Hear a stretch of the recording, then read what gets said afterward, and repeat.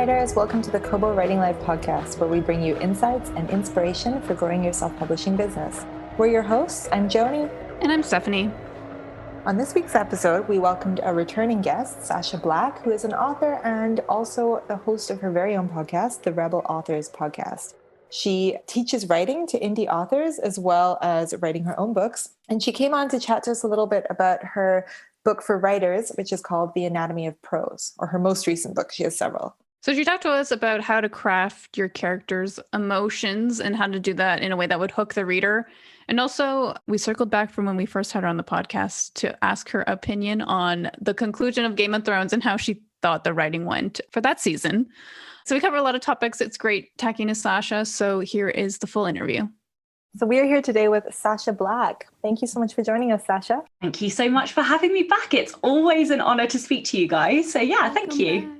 We're very happy to have you here. So for anyone that didn't listen to the last podcast that you were on, could you introduce yourself quickly for our listeners? Yes, of course. So my name is Sacha Black, also known as the Rebel Author. I am the host of the Rebel Author podcast and also the host of the Next Level Authors podcast, which is a co-hosting, very honest, very chaotic type podcast where we track and keep each other accountable in our writing journey. And I am the author of non-fiction books for writers where I focus predominantly on craft and helping writers to improve their craft. But later this year, I will be meandering into a different non-fiction genre. And I also write fantasy books. I've got some young adult books out at the moment. And then next year, I should have some adult fantasy books out as well. What else can I tell you? I used to be a developmental editor. I'm a speaker. I have a potty mouth. I generally like to cause trouble. I like the color purple. Goes with the job, the Rebel Author. Exactly. Can you start by telling us a little bit more about your book, The Anatomy of Prose? Yeah. So The Anatomy of Prose came about via a couple of sources. So the first one is I have this deep-seated obsession, shall we say, for analyzing the books that I read. And I have sticky tabs and I commit sacrilege by underlining things and making notes to myself in the margins. Nobody come and bite me. I know lots of people don't like it, but tough. And I break down everything that they do, looking for like literary tools and devices that they've used, trying to understand like the techniques that they have put in place to create the effects or characterization or whatever it is that they've done. And the second source, the second inspiration for the book was the developmental editing. I was finding that, when you've edited like 20, 30, 50 manuscripts, you find that you are often repeating yourself. And so I wanted to share something and create something that would prevent myself from having to repeat myself, but also to help writers get rid of a lot of those basic mistakes that, we all do, myself included. I had to learn how to not do these things in the earlier parts of our journey. And one of my readers said that the book essentially teaches you how to give yourself a developmental edit or a copy edit, I suppose, it looks more at the sentence level than it does necessarily the story arc.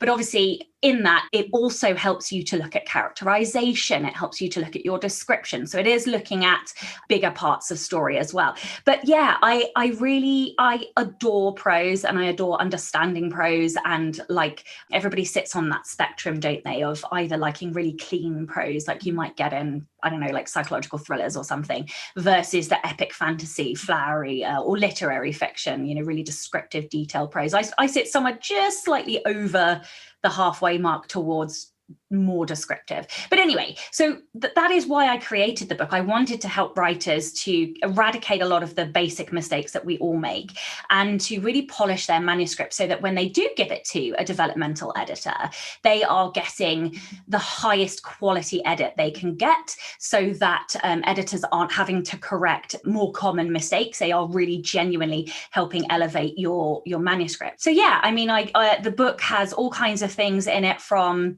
looking at showing and telling, looking at what author voice is, description, common mistakes in sentence level prose, description, senses, all of that good stuff. Do you find that you have a hard time enjoying a book if you're constantly looking at what's going on with the writing? This is like a controversial, some people say this. That is such a good question. And I definitely think there is an adjustment period. So I always call it conscious reading. Like I read consciously now. So I do read slightly slower than I used to.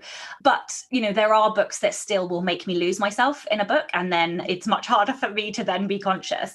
But no, because writing is so much a part of who I am, and story and reading is so much a part of who I am, I actually love being able to understand how an author has created that emotion in me, or how they've had that impact on me, or how they've made me feel so repulsed by a character. So, because then I get to learn and develop my own craft, and I get to improve as a result of also loving a story that I've read. So no, not anymore. I was worried about that at the start, but I love it almost even more because I get to see the inner workings. It's like being a book surgeon, you get to. Oh, I love that. Yeah.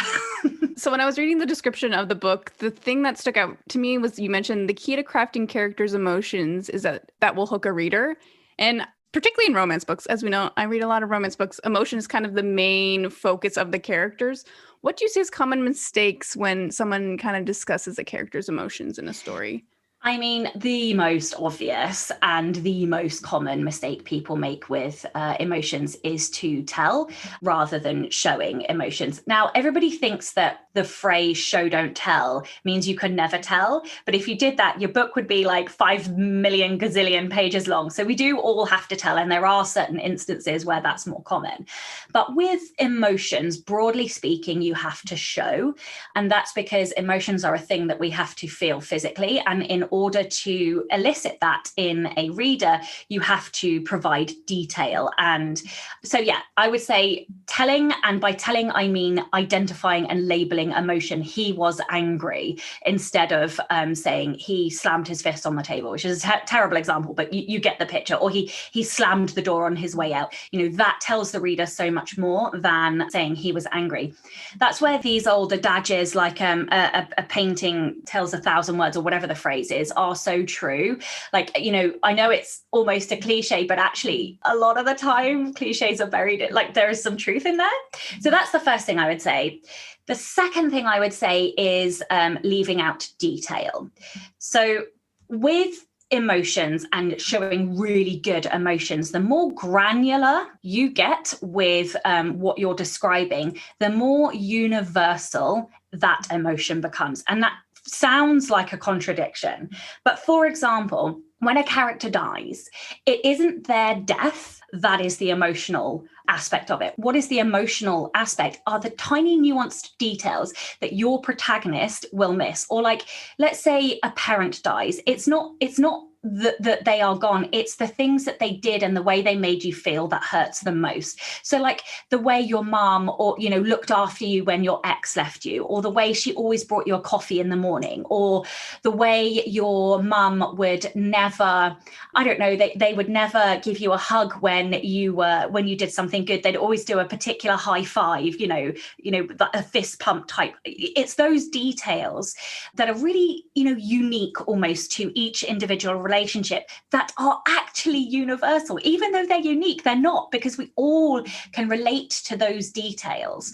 And so leaving out details is another really common mistake. People think, we just have to do just the sensory, gut wrench or whatever, but it's not. You do have to do that. And that is another common mistake, but it is also the details as well. And so, the last one I would say is not including enough sensory detail, those tangible, the sensations that you actually get in your body when you are feeling a physical emotion.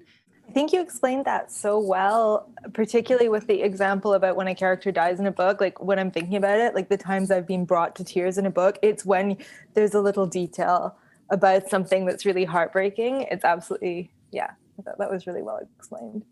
I'm curious, when you talk about reading consciously and noting what other writers are doing particularly well, Are there any authors, like I know sometimes I'll be reading a book and the story is great and the writing is fine, but sometimes you're reading a book and the writing is just incredible. Are there any authors that particularly make you feel like that? Like this is just so well written? Yes. And the interesting thing is, the more I use this process of consciously reading, the more that actually I can almost find something incredible about any book that I read. And of course, there are some really poor books, so I'll just leave those aside for now. But what I try to do is pick out something from every book that I read.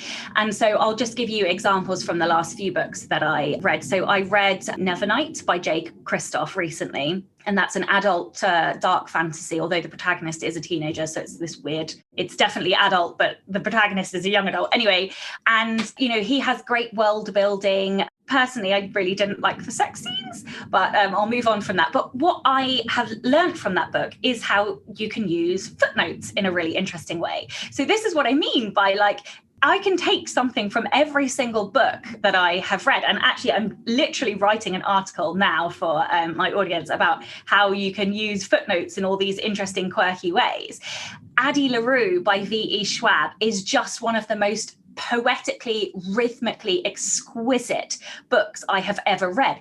But she didn't follow proper story structure. And it was super slow in the middle. And yet it was utterly mesmerizing and gorgeous. And so, you know, there is no perfect book. There is no book that I can turn around to, even my own books, and say, oh, no book is utterly perfect. There are always issues with every book. But equally, I do try to make a point to learn something from every single book that I read. Another one that I read recently was Clean by Juno Dawson. And what I loved about that book was the quips and the like sass and the insults that they were using. So Juno had amazing dialogue and like sort of witty banter. So yeah, I find myself, there are like patterns in the books, and when I get to the end and I review my notes, there's always one thing that the author's done more than another. Oh, sorry, another one, The Hazelwood by Melissa Albert is possibly one of my favorite. She has such quirky, original character descriptions. Like when her protagonist meets new characters, I would kill to be able to write character descriptions like that. But yeah, so that's another example. I feel bad. These are all the books I've been meaning to read. Addie LaRue, I've heard so much about. Like, you are the seventh person to be like, you must read this book. But what you said is true. Everyone I've talked to be like, you just have to power through the middle because it drags a little bit. But then I'm assuming it's there for a reason. You know what I mean? It was just exquisite. Like the prose was borderline indulgent, but because it was so beautiful and descriptive and poetic and rhythmic, I just savored every single word. It officially got the most sticky tabs of any book I have ever read. I mean, the thing is like chock full of sticky tabs. But yeah, like I say, it is still not a perfect book. It is slow in the middle. Like you probably could have ripped out a few chapters out of it and it still would have been fine. And yet, you know, I still loved every single page and you know, I loved the ending. And yeah, she really nailed that book. Have you read anything else by her before? Yes. So I've read her middle grade City of Bones, I think it's called. I've got Tunnel of Bones, City of Ghosts, maybe it's called. And I've also read A Darker Shade of Magic. I haven't read the 2 sequels to that. I have got them and I will read them, but I haven't read them yet. And the ones that I probably loved the most were Vicious and Vengeful. Because, you know, I love a villain and Victor Vale. Yeah, no, Victor Vale. I adore Victor Vale. He is just a fantastic character. I hear there's a third one coming out in that series, so I can't wait to see. Okay, yeah, so I'm ready. I think it's called Victorious. Oh, okay, yeah. Yeah, she's just about starting to write it because they're every 5 years, I think, those books. But yeah, she's a fantastic author. I love her books. So. I'm always impressed by her because every book she puts out is completely different from the other ones. And like that to me is incredible because I feel like sometimes people kind of have the same themes they want to look into or like want to live in the same world, but she always puts out something that's different from all the rest of her stuff. And a publisher often pushes that, right? Like, you've done one thing that sells, can you do it again, please? Exactly. Yeah. I wanted to ask you, as a former developmental editor, do you edit your own books? And how do you feel about working with your own books as opposed to other people's? So my particular process is to So I do not make my life easy in any way, shape, or form. And I don't write in order. And I tend to write in spurts. So I tend to write a book in 2 or 3 chunks where I will like vomit outwards, take a break for a month or 2, vomit outwards, and I've pieced it all together. So some of my editing happens in that piecing together, because inevitably I have to go over some of the stuff that I've written in order to be able to piece something I thought was at the end, which is actually at the beginning, and so on and so forth. So I definitely do my own structural story editing, but I do have a critique partner who has strengths where I have weaknesses, and I have strengths where she has weaknesses. And we almost give each other a developmental edit in and of itself now. I still have an editor because everybody needs an editor. Also, I am terrible with commas. So yes, I do feel like a lot of writers will skimp on the editing process, and it's not necessarily the best for your book or your writing. Like, it doesn't matter where you get to in this industry, you can still keep learning from new editors with new insights and new ideas. So no, I do more of my editing costs are lower now, but I definitely still pay for editors. Yeah, so it's more about giving the editor a cleaner copy when you're learning how to self-edit than actually finishing it yourself.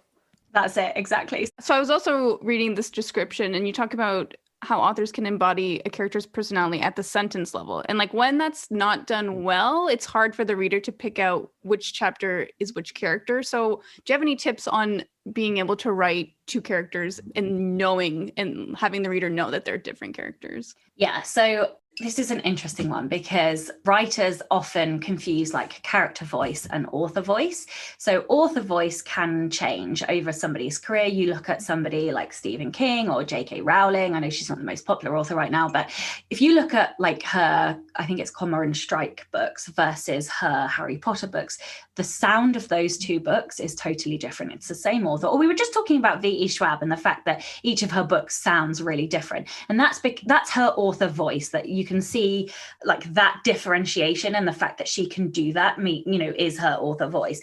Character voice cannot change because a character's voice is their personality. That is who they are.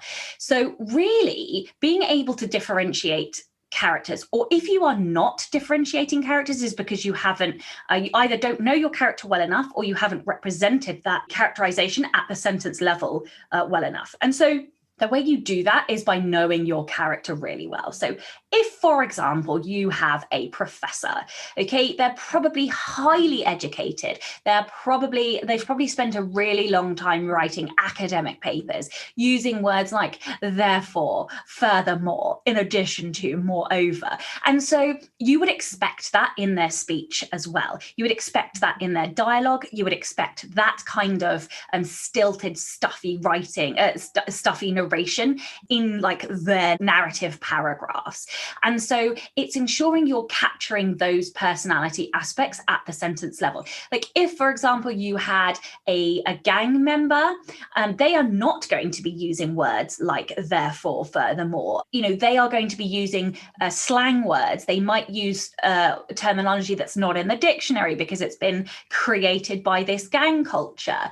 They're probably going to use shorter words in length. They're probably going to use shorter sentences, even because, well, I don't know, that's one of the things that you can decide about your character. Are they using long sentences? Are they using short sentences? Are they using lots of description or little description? So each of these little things represents personality.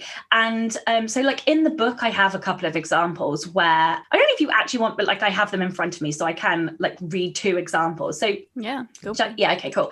So if we have 2 characters both observing the same town parade, so this is the first character.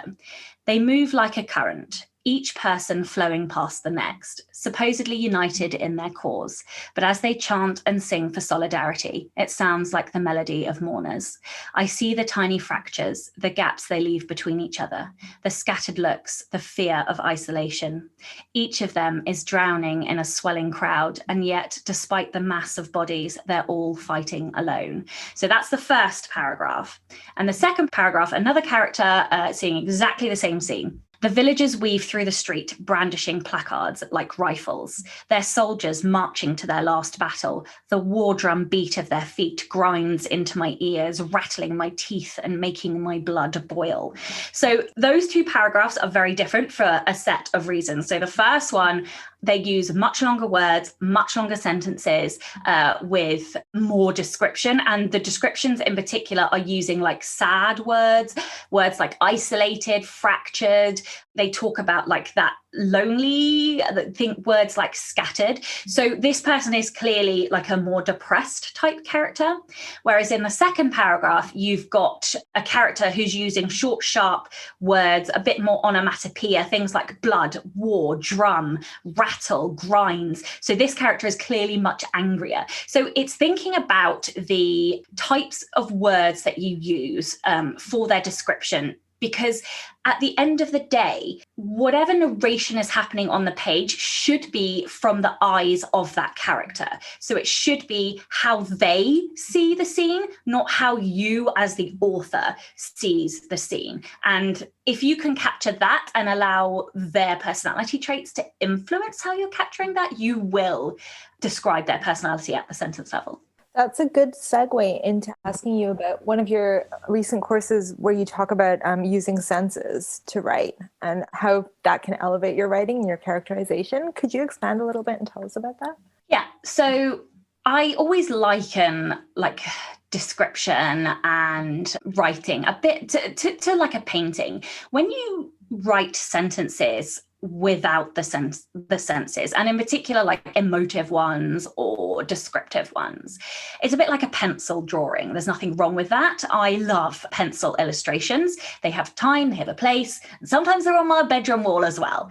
But what is also beautiful is like mixed media, really colorful, bright, outrageous paintings. And when you start to layer in the senses, that is what happens to your writing. It brings to life what is still a beautiful pencil illustration, and it makes it this, in-depth oil and acrylic and watercolor and, textile type piece. And that for me is really the difference between using non-senses and using the senses. And the other thing is that it basically makes it more real to the reader. So it enhances imagery. It not only enhances, it creates the imagery. There are a lot of scientific studies where people are put into functional MRI scanners, and it shows that when you ask a person to think about tennis versus when that person is actually playing tennis, the same areas of the brain light up. So when somebody reads your work and you have sensory information, the same areas of their brain are lighting up as if they really were smelling cookies or if they really were touching brick. So you are evoking that real experience in a reader. And that's why it's so important, because it's so much more engaging as writing. Yeah, it's like that thing that they say about how different people have different learning styles, right? Some people learn kinetically and other people have to see it written down. And it seems sort of like in this similar vein, like it makes it three-dimensional for people, kind of like you were saying. It appeals to different parts of you. Yeah, and also different parts of the story.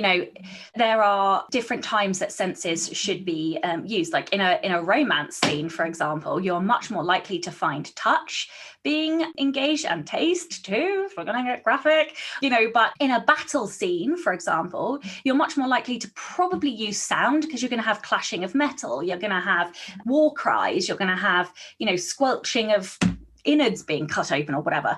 There are different times where different senses should be used. And then, I'm not saying you always have to use them, but, there are times and places where they are needed. Talking about graphic things.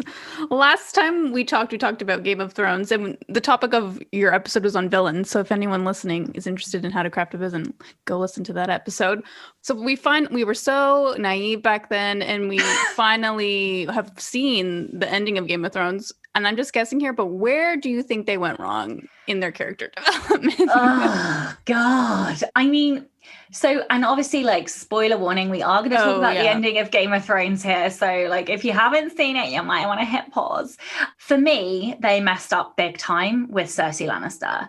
Every other character aside, and we all have issues with all of the other stuff, Cersei's death for me was so unrealistic that I actually phoned my friend at the end of that episode, because that wasn't the final episode, let me just add. And I ranted for half an hour. And I was like, she's not really dead though, is she? Like, there's no possible way that's how you ended that character, you know? And it wasn't until the following week that I was like, are you kidding me? That was it. Cersei was one of the best villains and the best female villains I've seen in a really long time. Like, she had genuine motivation that wasn't about a boy, you know? She was, and also the actor played, I can't remember the actor's name, but she played her fantastically well. And so, you know, we have this whole arc, this whole story, and that was it. She was crushed under some bricks. Are you kidding me? She should have gone out in like this dramatic ball of flames in a giant battle off and like been given a proper brutal ending that she deserved. Like, and I'm sure some people will argue, oh, well, that is what she deserved because she didn't get, you know, no, I'm sorry. That's not how this isn't realism, people. Like, she lasted this long and you're telling me a pile of bricks with her brother of all people? Like, I don't believe. Yeah. Well, and I didn't. That was the thing. Because she deserved, my expectations were that she would have some really fantastic, like, what's the word? You know, like one-to-one type battle. Somebody who had a grudge against her was going to end up killing her, you know, and she just died under some bricks with nobody there to even witness it. I was like, this is the most limp ending for a fantastic villain I have ever seen. So for me, that was just, what a waste. What a waste of an amazing villain. I think that's what pissed me off the most, was that you had all these characters over how many seasons? 8, 9 seasons that you put so much time and effort into. They've had like amazing journeys. Every single one ended in the most unsatisfying way, or like ways that didn't make sense. Yeah. I mean, I think the only one that I sort of expected was Daenerys, and I kind of accepted that, you know, I did quite like that Jon did it, but even that, I was a bit like, oh, you know, I don't know what I expected. I feel like it was a victim of its own success in that it was probably never going to meet everybody's expectations, because it had such lightning bolt success that so many millions of people had seen it, and all of the hype, that you almost set yourself up for failure. No matter how you end a series like that, nobody's going to be happy.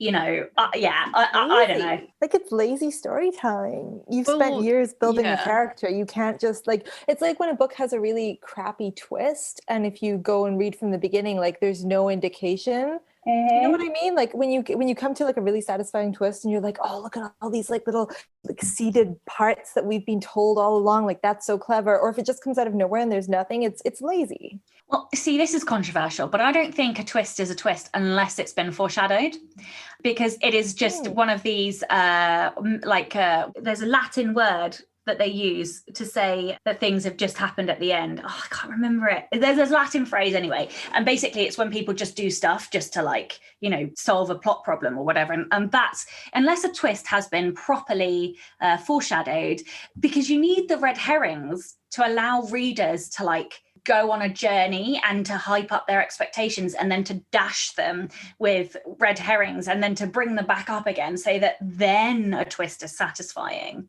Well, the thing is, the writer has absolute power, right? Like, they're making all the decisions. They can throw whatever they want in at the end. So it's not fun if they just throw in a thing that, like, oh, and this is how it ended. Like, it's not clever. It doesn't make the reader feel engaged. Exactly. Deus Machina or something it is. I think it is. I can't remember. Oh, Deus Machina. Yeah. Yeah, that's it. Yeah. And then I think, just like to add to the love of that, is when the showrunners discussed the show afterwards, or like, we didn't know what we were doing. And I'm like, story is something you can't look up, and like satisfying endings and like character development isn't something you can look up. So like, at the end of the day, they were just lazy, and that bugs me even more. Help at showrunners on a multi-million-dollar TV series that don't know story structure. That is the biggest load of cods that I have ever heard. Like, what a load of nonsense. That is just laziness. And I think what I've read is, like, George R. R. Martin, he asked them, they're like, who's Jon Snow's parents? And they got it right, which I don't think it was the most difficult thing. But like, you gave a show to those two when you should have been asking, where do you see the story ending? Exactly. Oh, Okay, we'll switch gears to make it more happy. What have you been loving lately? Has there been a show that's actually meeting your expectations?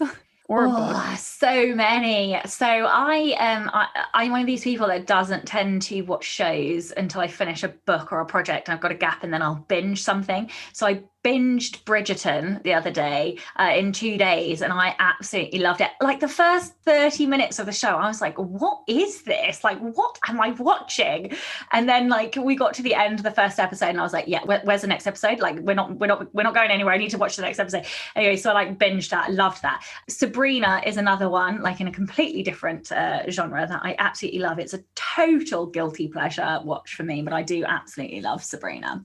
The Magicians just ended recently. Oh, I've heard of that one. I haven't. Yeah, but so the books are well, the first book is called Magician, I think, by The Magicians by Lev Grossman, and they've translated it into a TV series. And I think there was like 5 seasons. Anyway, I watched the final season, and that just about got away with the finale. But the whole series was just so magically wonderful and witty and like diva. There's loads of divas and stuff. So yeah, I loved that. And so that's TV shows. Did you want books as well, or? I don't know. I'm here for anything. Everything. Okay. So yeah, I mean, I mentioned Addie LaRue, I mentioned Nevernight, which I read, although really the sex scenes were terrible. But apart from that, I really loved it. I'm just trying to think what else I have read recently. Oh my God, I read like so many books and now I'm like, what are the books that I've read? This is what happens to me when people ask me this too. It's very stressful. And then after you hang up and you're like, I've read this excellent book I could have talked about. Oh yes, one other. This is the Beehive, which I think it's called This is the Beehive by Sarah Crossan, I think is you might have to just double check the titles and spellings of that. But so that is a book that is written in like poetry stanzas, but it's a novel and it still feels like a novel. But it was absolutely fascinating for the style in which it was written. And it's a very short read. I literally sat on my floor and opened it and read the first few pages. And then like I'd finished the book and I got up and I was like, whoa, where's the light? It was like one of those ones. So it's not very long. And it was gut-wrenching and heart-wrenching. And yeah, like a really interesting read from like a writer's perspective to see like this is what I mean about I love, you know, we were talking earlier and I love like quirky different things that I learn from stories, and that's why I like Nevernight, because I, you know, the footnote, I mean well anyway, this is another get on with it, Sacha. Anyway, yeah, so This is a Beehive was a fantastic one. Let's see, I got one more for you. No, I don't know. No, I'm like looking around my room, but all the ones that I've read are like at the back, which is not very helpful when you then want to like tell people what to read. No, that's it. I think that's what I've got for you. Perfect. You recommend them on your podcast. Can you tell us where listeners can find your podcast?